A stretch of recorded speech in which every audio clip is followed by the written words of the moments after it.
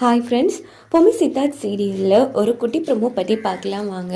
அதுக்கு முன்னாடி நம்ம சேனலை சப்ஸ்கிரைப் பண்ணாதவங்க கீழே இருக்கிற சப்ஸ்கிரைப் பட்டனை கிளிக் பண்ணிவிட்டு பக்கத்தில் இருக்கிற பெல் பட்டனையும் கிளிக் பண்ணிடுங்க. இங்கே பார்த்தோன்னா நம்ம சித்தார்த்துக்கு அந்த ஐயப்ப மாலை போட்ட சாமி சொல்லிடுறாங்க, இங்கே பாருங்கம்மா கன்னி பூஜை பண்ணணும், நாளைக்கே அதுக்குரிய ஏற்பாடுகள் பண்ணுங்கன்னு. உடனே சித்தார்த்து ராணியும் சரின்னு சொல்கிறாங்க.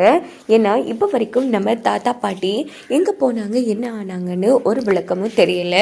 உடனே இந்த விஷயத்த வீட்டில் இருக்கிற எல்லார்கிட்டையுமே சொல்லிட்டு சித்தார்த்தும் ராணியும் நம்ம தாத்தா பாட்டியை தேடி வெளியில் கிளம்பிடுறாங்க. இன்னொரு பக்கம் பார்த்தோன்னா நம்ம சாவித்ரி கிங் செம்ம ஹாப்பியாக இருந்துட்டுருக்காங்க. நைட்டே ஜார்ஜினியா அவங்க 2 பேரை கடையை முடிக்கிறதுக்கு ஏற்பாடுகள் பண்ணிட்டாங்க அப்படின்னு. இன்னொரு பக்கம் பார்த்தோன்னா நாளைக்கு நடக்க போகிறது கன்னி பூஜை கிடையாது, அந்த கிழவனுக்கும் கிழவிக்கும் சாந்தி பூஜை தான் நடக்கும் அப்படின்னு சொல்லி ஜார்ஜினியா செம்ம ஹாப்பியாக பேசிட்டு இருக்காங்க. ஐயோ இதே நேரில் பார்க்க முடியலையே அப்படின்னு சாவித்ரி கிங்கும் அந்த இடத்துல ரொம்ப ஃபீல் பண்ணிட்டு இருக்காங்க. இன்னொரு பக்கம் பார்த்தோம்னா நம்ம தாத்தா பாட்டியை தான் காமிக்கிறாங்க. அதில் பாட்டியை முகத்தெல்லாம் கட்டி வாய் கையெல்லாம் கட்டி ஒரு வண்டியில் போட்டு வச்சுருக்காங்க. அவங்க ஒரு பக்கம் மூச்சு எடுக்கிறதுக்கு ரொம்ப கஷ்டப்படுறாங்க. இந்த பக்கம் நம்ம தாத்தாவை ஒரு பொம்மைக்குள்ளே மறைச்சி வச்சுருக்காங்க. அவங்களையும் வாய் கையின்னு கட்டி வச்சுருக்காங்க. தாத்தாவும் ரொம்ப கஷ்டப்படுறாங்க.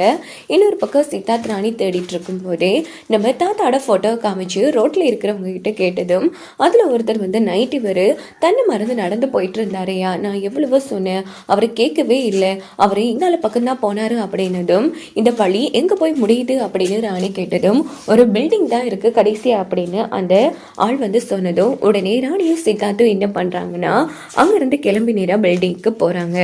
ராணி யோசிக்கிறாங்க, தர்ஷினிக்கு இப்படி நடந்துருச்சு, அடுத்தடுத்து பிரச்சனைகள் நடந்துட்டே இருக்கே, இப்போதைக்கு இந்த விஷயத்த நாம தாடிக்காரங்கிட்ட சொல்லவே கூடாது, சொன்னா கண்டிப்பாவும் பயப்படுவான். ஃபர்ஸ்ட் 48 நாளும் இந்த பூஜையை நல்லபடியா முடிக்கட்டும், அதுக்கப்புறமா நாம விஷயத்தை சொல்லலாம் அப்படின்னு ராணி யோசிச்சுட்டு நேராக 2 பேரும் கிளம்பி அந்த பில்டிங்க்கே வந்துடுறாங்க. அங்கே பார்த்தோன்னா ஒரு இடமும் விடாமல் தேடிட்டு இருக்காங்க. அப்போ தர்ஷினி நம்ம ராணிக்கு ஃபோன் போட்டோம், அண்ணி நான் எங்கே தேடியுமே காணோம், தாத்தா பாட்டிக்கு ஃபோன் எடுத்தாலும் எடுக்கவே மாட்டேங்கிறாங்க, அவங்க எங்கே போனாங்கன்னே தெரியல அண்ணி அப்படின்னதும் கவலைப்படாத தர்ஷினி, தாத்தா வந்துடுவாரு அப்படின்னு சொல்லிட்டு ராணியும் எல்லா இடமும் தேடிட்டு இருக்காங்க. அப்போ அந்த பில்டிங்கில் தேடிட்டு இருக்கும்போது நம்ம தாத்தாவோட கண்ணாடியை பார்த்துடுறாங்க. ராணி யோ இங்கே வாயா அப்படின்னு சொல்லி கத்திட்டு இருக்கும்போது சித்தார்த்தும் ஓடி வராங்க. என்னாச்சு ராணி, யோ இது தாத்தாவோட கண்ணாடி அப்படின்னதும் ஆமா ராணி, அப்படின்னா கண்டிப்பா யாரோ வேணும்னு திட்டம் போட்டு தான் தாத்தாவை இங்கே கொண்டு வந்திருக்காங்க, சரி வா தேடலாம் அப்படின்னுட்டு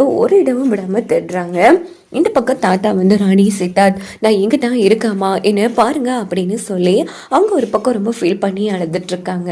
இன்னொரு பக்கம் பார்த்தோன்னா தாத்தா எனக்கு உங்களுக்கு கொள்ளு பேரும் வேற பொழக்க போறான், எங்களை இடையில விட்டுட்டு மட்டும் போயிடாதீங்க தாத்தா, நீங்க எங்க இருக்க அப்படின்னு சொல்லி ராணி ரொம்ப ஃபீல் பண்ணி அழுதுட்டு இருக்காங்க. அப்படின்னு பார்த்து ராணியை சித்தார்த்து தேடி பார்த்துட்டு, யோ என்னையா இது கண்ணாடி இருக்கு தாத்தாவை காணும், இங்கே பாரு ராணி, இந்த கண்ணாடி தாத்தாவுக்கு மட்டும் தான் இருக்கணுமா, அது எதுவுமே தாத்தாவுக்கு தப்பாக நடந்திருக்காது ராணி, சரி வா போகலாம் அப்படின்னுட்டு 2 பேருமே பில்டிங்கை விட்டு வெளியில் வந்துடுறாங்க. தாத்தா ரொம்ப ஃபீல் பண்ணி அழுதுட்டு இருக்காங்க, கடவுளே இந்த மாதிரி கஷ்டம் வேற யாருக்குமே வரக்கூடாது அப்படின்னு. இன்னொரு பக்கம் பாட்டி கடவுளே இந்த வயசான காலத்தில் நான் இப்படிலாம் அனுபவிக்கணுமா, பேசாமல் உன்னோட இடத்துக்கே என்னை எடுத்துரு, கடைசியா என் ராணியோட வயிற்றுல இருக்கிற என்னோட கொள்ளு பேருனை பார்த்துட்டு போனாலும் நான் நிம்மதியா போய் சேருவனே அப்படின்னு பாட்டி ஒரு பக்கம் ரொம்ப உருக்கமா அழுதுட்டு இருக்காங்க. இப்படியோ வேற ஒரு சாமியாச்சும் நம்ம ராணிக்கு உதவி பண்ணுவாங்க. அதை வச்சுக்கொண்டே ராணி தாத்தாவையும் பாட்டியும் விட்டுடுவாங்க. வாங்க வெயிட் பண்ணி